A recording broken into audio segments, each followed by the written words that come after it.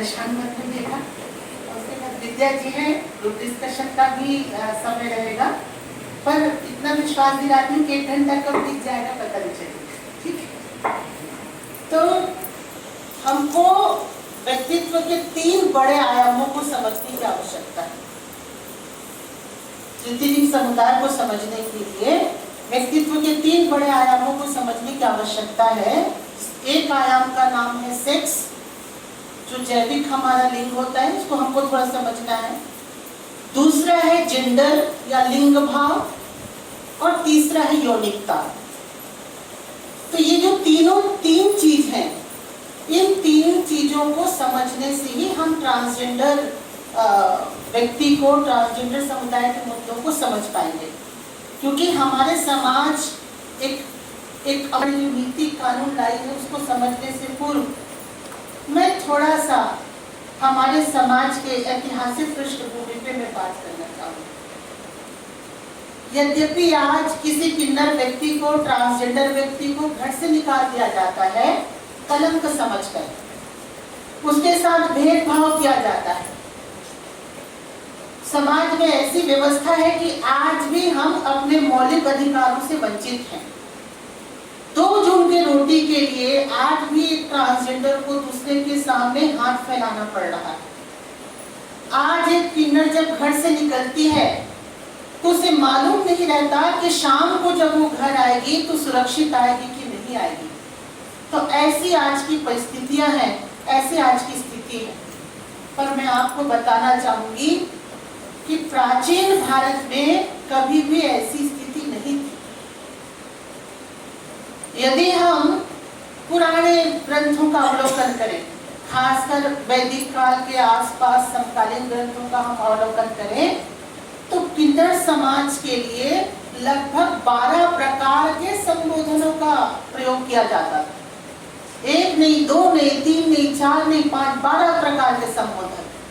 किसी ग्रंथ में हमको पेटी कहा गया, कहीं पे पांडका कहा गया, कहीं पे उभयलिंगी कहा गया, कहीं पे किम पुरुष कहा गया, कहीं पे तृतीय प्रकृति कहा गया, कहीं पे गृहकला कहा गया, कहीं पे हमको अर्धनारीश्वर कहा गया। इतने सारे जो नाम हैं हमारे समाज के व्यक्तियों के लिए आज नहीं, हजारों साल पहले की पुस्तकों में लिखा जाता था। तो ये बताता है कि उस समय का जो समाज है कितना जागरूक था। अब एक व्यक्ति के लिए यदि कोई 10-10 संबोधन यूज करे, प्रयोग करे, तो ये क्या बताता है? ये यही बताता है कि उस समय का समाज कितना जागरूक था। तो ये तो मैंने नाम बताया। हम पूरे भारत को मुख्य रूप से, भारत के इतिहास को 3 भागों में बांटते हैं, प्राचीन, मध्य और आधुनिक। यदि हम वैदिक काल के पीरियड की बात करें तो हम मानते हैं कि वैदिक काल 2500 ईसा पूर्व से 10,000 ईसा पूर्व के बीच में, इस समय को हम वैदिक काल मानते हैं। और 25 ईसा पूर्व से 15 ईसा पूर्व को पूर्व वैदिक काल, और 15 ईसा पूर्व से 1000 ईसा पूर्व को हम उत्तर वैदिक काल मानते हैं। इन वैदिक काल में जितने भी ग्रंथ लिखे गए, उन सारे ग्रंथों में किन्नरों का, ट्रांसजेंडर व्यक्तियों का उल्लेख हमको मिलता है। ऐसा ही एक ग्रंथ है रामायण। रामायण हमारे देश का पहला महाकाव्य है, आप सभी जानते हैं। और आप सभी जानते हैं कि भगवान श्री रामचंद्र को 14 साल का वनवास होता है और वो अयोध्या नगरी को छोड़ के लंका जाते हैं, वहां रावण का वध करते हैं और 14 साल के बाद वापस अयोध्या आते हैं। अभी हमने दशहरा मनाया और राम जी के आने की खुशी में हम अभी कुछ दिन के बाद दिवाली मनाएंगे। तो राम जी की एक कथा आपको सबको पता होगा, पर एक कथा आपको पता नहीं होगा कि भगवान राम जब 14 साल के लिए वनवास जाते हैं तो उनको सरयू नदी पे छोड़ने के लिए बहुत सारे अयोध्या के निवासी, वहां के लोग आते हैं और भगवान राम उनसे मिलते हैं और कहते हैं कि मैं 14 साल के बाद आऊंगा, आप जितने भी यहाँ के नर नारी हैं वापस चले जाएं। भगवान कहते हैं यहाँ के जितने नर नारी हैं, अयोध्यावासी नर नारी वापस चले जाओ, मैं 14 साल के बाद वनवास से लौट के आऊंगा। और देखिए भगवान राम जब 14 साल माता जानकी को लेके वापस लौटते हैं सरयू नदी के किनारे, तो वो देखते हैं कि सरयू नदी के किनारे में बहुत सारे किन्नर समाज के लोग छोटे छोटा झोपड़ी बना के रह रहे थे।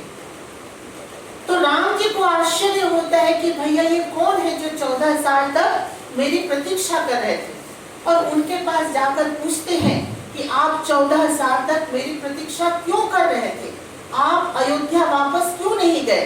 तो वहां पे जो किन्नर समाज के लोग थे, तृतीय समाज के लोग थे, उभयलिंगी समाज के लोग थे, या ट्रांसजेंडर समाज के लोग थे, वो कहते हैं कि प्रभु 14 साल पहले जब आप वनवास जा रहे थे तो आपने कहा था अयोध्या वासी नर नारी वापस लौट जाओ।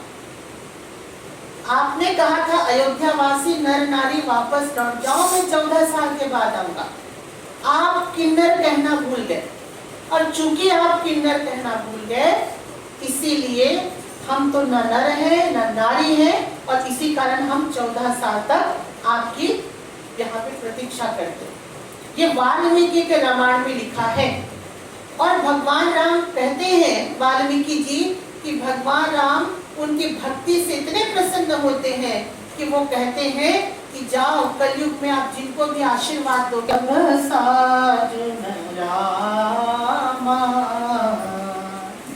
नर नारी पुरु